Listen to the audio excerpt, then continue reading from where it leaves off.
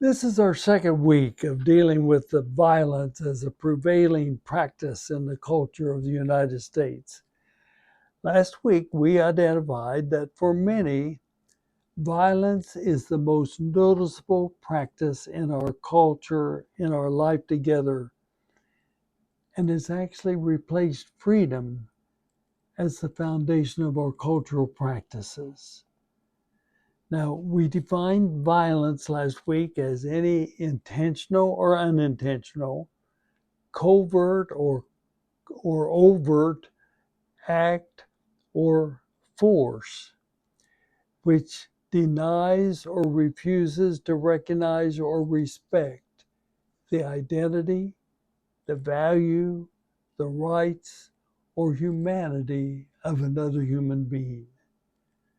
We explained the approach of this series as identifying the many faces of violence.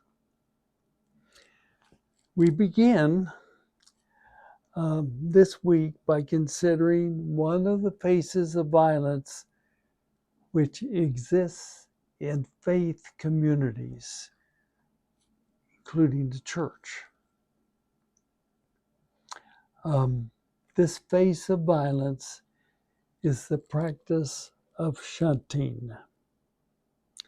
Now, shunting is defined as moving someone from one place to another because the person is not wanted without considering any unpleasant effects. That's how Webster defines shunting, moving someone from one place to another because the person is not wanted without considering any unpleasant effects. Now, your response is, come on, Blake. This is a real stretch to identify shunting as a face of violence. My response is a personal story and a reminder of a long-standing practice in faith communities of exclusion. Karen and I know well the story of a friend of ours whose life story was determined on a hot Sunday afternoon in Kansas when he and other teenage boys stood outside the church building with a friend who was guilty of impregnating his girlfriend. These young men were required to be there so they would personally witness and experience the trauma of social execution which was taking place. Now, they knew what was going to happen. Their friend would be shunted, ousted from his community of faith. Because of his act, he was no longer wanted as a part of the community of faith to which he had belonged since his birth. Without any consideration of the unpleasant consequences of this action, the young man was shunted, never to be a part of that community of faith, knowing that his parents voted for the shunting of their own son. There were devastating consequences for the shunted one, but also for our friend. Time does not allow me to describe the effects in the social, professional, and faith journey of our friend. Now, this event occurred in a denomination of a faith community which is highly regarded and respected in our culture. Regardless of this respect, we must admit that this act fits our definition of violence. Now let's turn to the very roots of shunting in our day. Shunting is the exercise, a long-standing tradition in faith communities. This is the tradition which I call C and P. C and P in quotes. The initials stand for clean and pure. This tradition exists in many traditions, including in the Judeo-Christian tradition. At different points in our history, the human community has defined what it means to be clean and pure.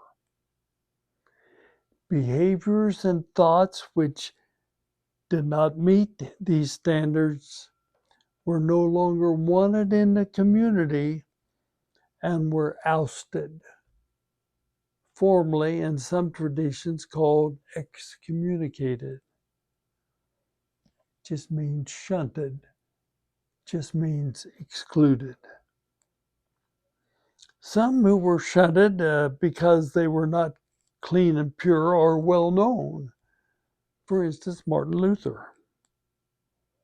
Others met more devastating consequences, including cruel ostracism, imprisonment, and death. Remember the witch hunters in our own colonial history. Now, as followers of Jesus, we must be clear that the life and teachings of Jesus was openly and forcefully against the tradition and practices of exclusion. Agape love, sacrificial and empathetic love, is over against the face of violence in any form, including shunting. Now just consider this teaching in the life of Jesus. Luke 16:15. You Pharisees are those who justify yourselves before men, but God knows your hearts. For what is exalted among men is an abomination in the sight of God. You see, cleanliness and purity are what is often exalted among human beings and are always standards created by humans to make themselves right and correct in the eyes of each other, and are used as standards to be kept, and if not kept, one is excluded, shunted, excommunicated, and often destroyed. You see, the definition of violence is acts or forces which are used to deny or recognize or respect the identity, the value, the rights of another human being. Shunting is removing a person from one place in the community to another outside the community because they have not acted in obedience to the accepted clean and pure norms of the faith community. Yeah, it meets the criterion of violence. It's one of the faces of violence that is experienced in communities which call themselves Christian. However, it does not meet the standards of the life and teachings of Jesus, who instead of shunting, embraced every person, clean and unclean, pure and impure, with the arms of forgiveness and grace. Now, quickly for the rest of the story. Our friend for 40 years had nothing to do with any faith community. He lived the life of an alcoholic, in and out of stardom on the court of athletics, and alone and hurting in the ditches of life.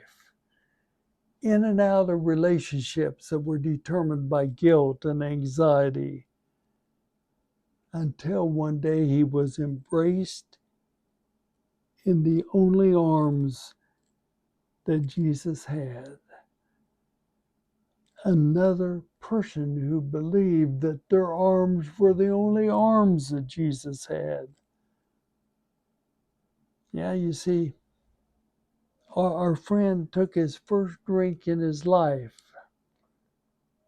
with his friends the night of the hot afternoon spent in a churchyard. He took his last drink when embraced by the arms of forgiveness and grace. Yes, one face of violence is the act of exclusion, the act of excommunication, the act of shunting, formal or informal, in the name of Christianity, but not in the name of Jesus. For Jesus is the author of our faith, not humans who define what is clean and pure. For your thought and conversation, what are your experiences of being shunted or observing others being shunted by a faith community? And what are your current standards of purity and cleanliness, which are designed to exclude those who trespass those standards? Welcome to our journey. It's disturbing, but we need to name and claim what is happening in our life together.